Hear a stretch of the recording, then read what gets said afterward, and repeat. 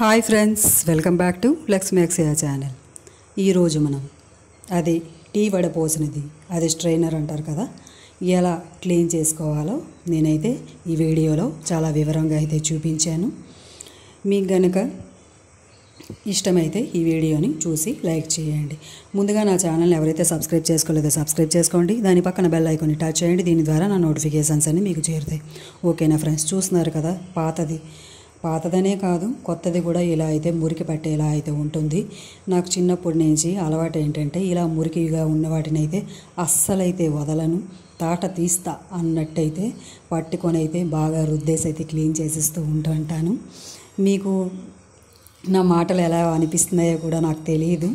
నేనైతే ఇలా అయితే ఒక్కసారి అయితే ట్రై చేశాను. చాలా బాగా అయితే క్లీన్ అయిపోయింది.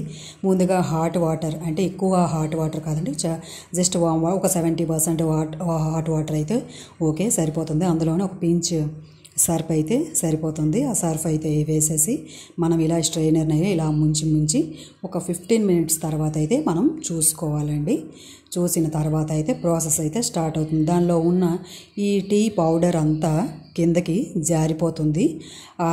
ఆ గిన్నె మనం ఒక బేసిన్లో వేసాం కదా, ఆ బేసిన్లోనే ఆ పౌడర్ అంతా జారుతూ వస్తూ ఉంటుంది. మనం ఒక 15 నిమిషాల తర్వాత చూసుకోవాలి అని చెప్పాను కదా. తర్వాత అయితే ఇలా తీసి పెట్టేసుకొని 15 నిమిషాల తర్వాత మనం అది కొత్త బ్రష్, నేను ఈ పట్టీలకు కానీ ఇండెక్స్ని కానీ ఏవైనా క్లీన్ చేసుకోవాలని చెప్పి అజయ్ టూత్ బ్రష్ అని ఒకటి ఉంటుంది కదా, అదైతే నేను కొని పెట్టేసి అయితే ఒక పక్కకైతే పెట్టుకున్నాను. ఇది వాడింది అయితే బ్రష్ అస్సలైతే కాదు, మీరు అలా ఏమీ అనుకోవద్దు.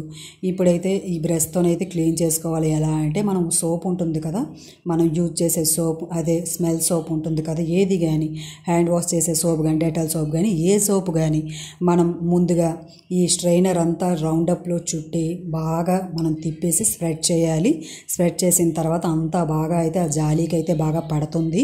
పట్టిన తర్వాతే మనం ఈ టూత్ బ్రష్తోని కొంచెంగా రుద్దుతూ అలా దీనిలో ఉన్న ఆ టీ పౌడర్ అయితే అతుక్కుపోయి ఉంటుంది కదా, అలా కొద్దిగా అయితే బయటికి అయితే బయలుదేరుతుంది.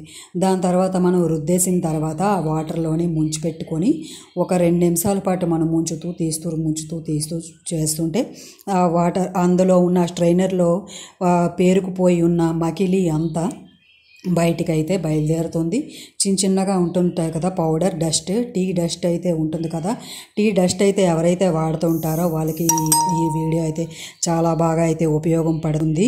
ఒక్కసారి అయితే ఇలా ట్రై చేయండి. చూస్తున్నారు కదా, నేనైతే బాగా టూత్ బ్రష్తో అయితే బాగా రుద్దేసి బాగా అయితే క్లీన్ చేసి పెట్టేస్తున్నాను. దాని ఒక సైడ్లు కూడా ఒక మురికిలా పట్టేసి ఉన్నది, అంటే దాని కసా అంటారు కదా, టీ కసా లాంటిది అయితే పట్టేసి ఉన్నది. దాన్ని అయితే నేను బాగా రుద్ది అయితే బాగా అయితే క్లీన్ చేశాను. మీరు కూడా ఇది చూసి ఈ టిప్ మీకు నచ్చుతుందని నేను ఎక్స్పెక్ట్ చేస్తున్నాను. ఇలానే మీరు ఫాలో అయిపోండి. చూస్తున్నారు కదా ఫ్రెండ్స్, బాగా అయితే రుద్దడం అయితే బాగా అయితే అయిపోయింది. ఇప్పుడైతే మనం మంచి వాటర్లో అయితే ముంచుతూ తీస్తూ ఇలా చేస్తుంటే దానికి అంటే ఆ స్ట్రైనర్లో పట్టిన పేరుకుపోయిన అంతా ఆ డస్ట్ పౌడర్ అంతా బయటికి బయలుదేరిపోయి చాలా నీట్గా అయితే వచ్చేస్తుంది. చూస్తున్నారు కదా, నేను ఏ టైప్లో చేస్తున్నానో మీరు కూడా అలాగే చేస్తూ ఉంటే అంతా బాగా క్లీన్ అయిపోయి నీట్గా అయితే వచ్చేస్తుంది. చూస్తున్నారు కదా, చాలా కొత్తగా ఎలాగైతే వచ్చిందో, కొత్త దానిలో ఎలా అయితే నీట్గా కనబడుతుందో చూస్తున్నారు కదా. నేను ముందు మీకు చూపించిన దానికి ఇప్పటికి చాలా డిఫరెంట్ అయితే వచ్చింది కదా.